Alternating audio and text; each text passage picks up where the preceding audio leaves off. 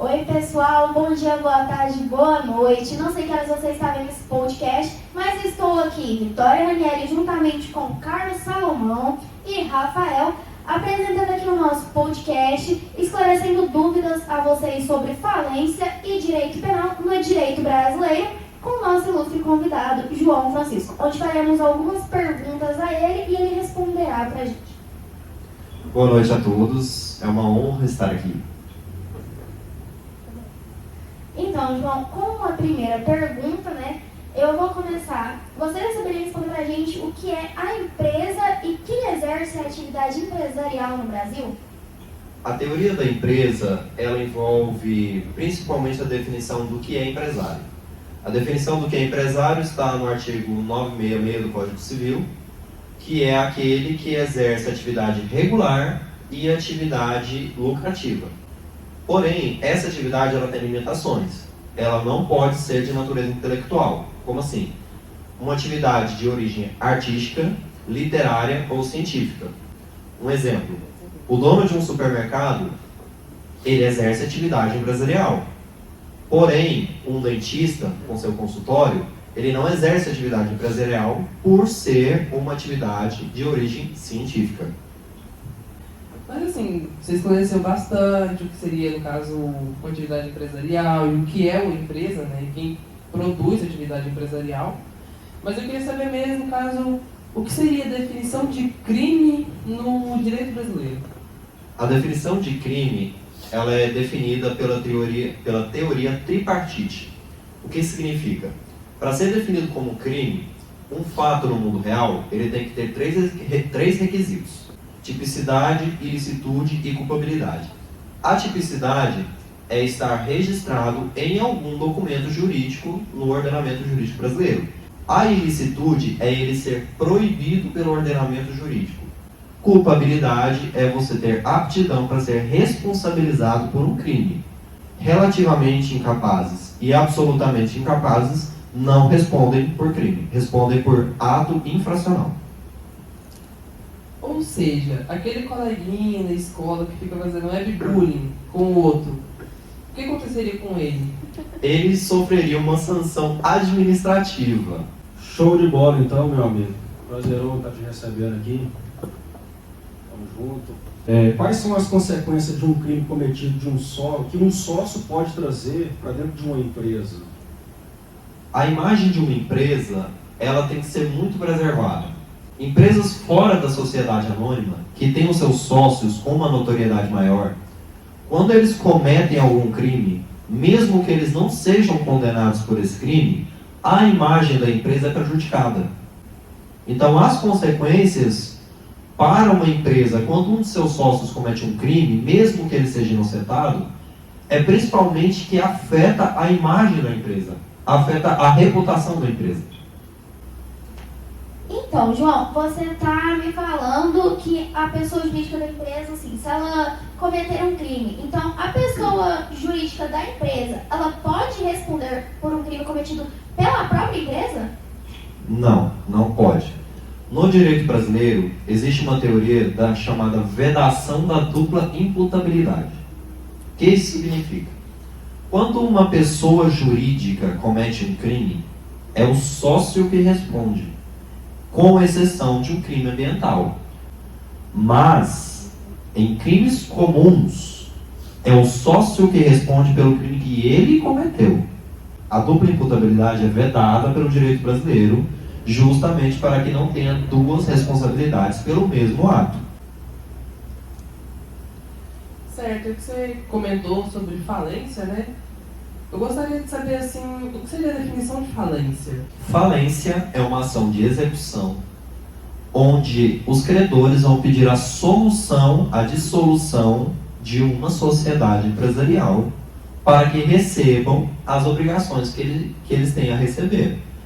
Nesse caso, uma ação de falência, ela é requisitada para que aquela empresa deixe de existir. Mas aí você me pergunta, mas se a empresa deixar de existir, não vai pagar o que deve? Paga. Por quê? Quando uma empresa ela é solucionada por uma ação de falência, todos os patrimônios da empresa, todos os bens da empresa são reunidos em um conjunto chamado massa falida. Essa massa falida é a reunião de bens da empresa. E essa massa falida ela vai ser distribuída entre seus credores. Eu gostaria de saber, por exemplo, assim, eu tenho uma empresa e o meu sócio cometeu um crime. No caso, não pagou os fornecedores e por conta disso, mas a gente teve que decretar falência. No caso, seria possível pedir recuperação do negócio por conta disso? A recuperação ela é pedida antes da falência.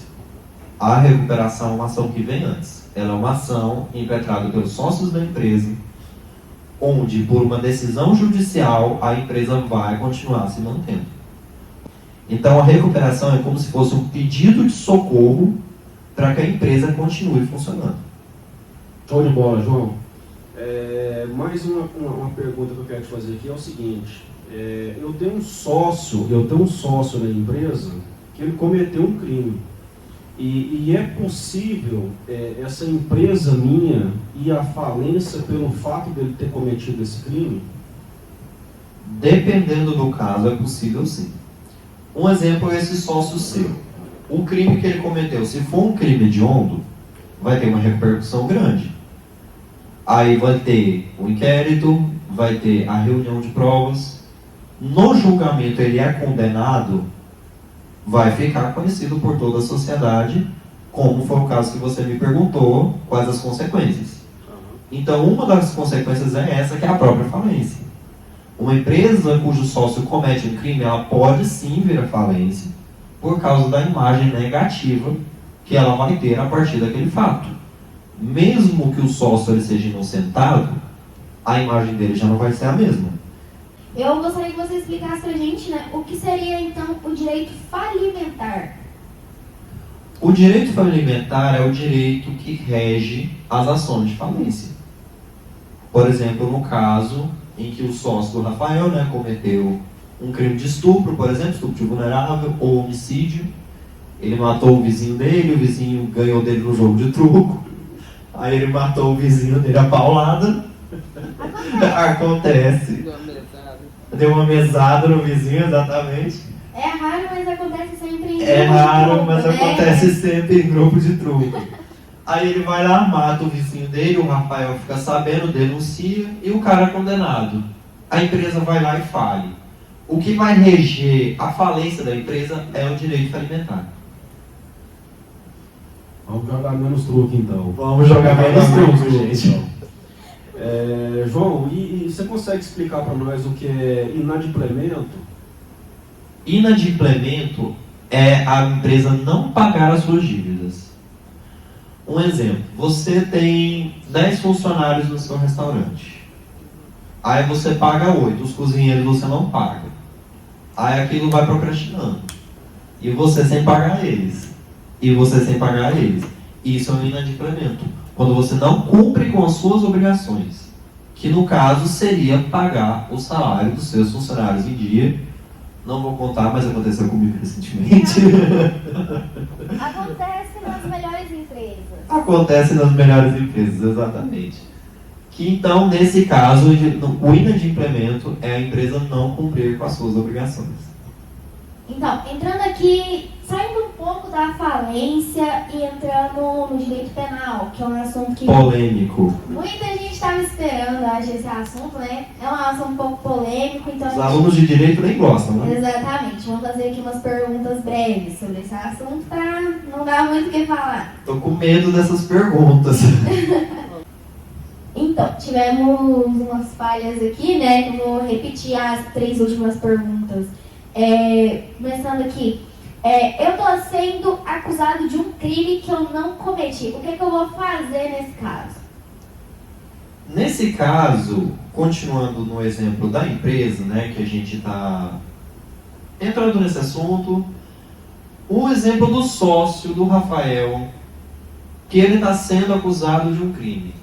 Então, tudo se interliga, né? Tudo se interliga. O direito está tudo interligado. Mas Mas só deixando claro, o sócio do Rafael não está sendo acusado de crime nenhum caso ele tenha algum sócio. Sim, gente, ele não está sendo acusado de É só um crime nenhum. exemplo. O sócio do Rafael, inclusive, não tá nem aqui pra se defender. Ele não está nem aqui para se defender. Por exemplo, o sócio do Rafael está sendo acusado de um crime, mas ele não cometeu esse crime. O que acontece? O que acontece é que a pessoa que está acusando ele cometeu um crime. Aí vocês me perguntam, gente, como assim? Que história louca é essa?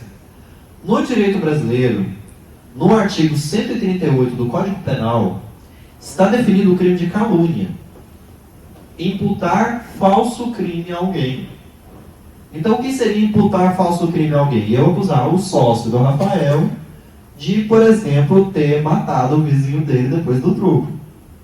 Né? Lá vai o truco. Lá vai o truco. Mas eu tenho provas de que o sócio do Rafael cometeu esse crime? Não tenho. Mas mesmo assim eu vou lá e acuso. Eu estou cometendo um crime, que é o crime de calúnia. Imputar falso crime a alguém, artigo 138 do Código Penal. Ô João, mas é o seguinte, eu estou sendo processado criminalmente, né? E eu posso ser julgado pelo júri? Pô, mas de acusação para processo tem uma distância grande, não tem não? Mas eu juro que não tem nada a ver com nenhum dos Ah, não tem nada a ver, eu tô ficando com medo aqui agora, Em gente. momento nenhum. Eu tô ficando com medo. Voltando ao sócio do Rafael, né, que o Ciclano nem tá aqui para se defender. E coitado dele, né? Coitado, é um ótimo exemplo. É um gente. ótimo exemplo. É um ótimo exemplo. Aí, além dele estar sendo acusado, a pessoa foi lá, pá, processou ele. Ele pode ser julgado pelo júri? Depende. Se ele tiver cometido qualquer um dos crimes entre o artigo 121 e 128, pode, mas acho que é bem difícil um homem cometer um aborto, né, gente? Um homem cometer um aborto, tá estranha essa história. Então, quando alguém é processado por um crime contra a vida, essa pessoa vai ser julgada pelo tribunal do júri. Mas agora aqui vamos para a última pergunta, né?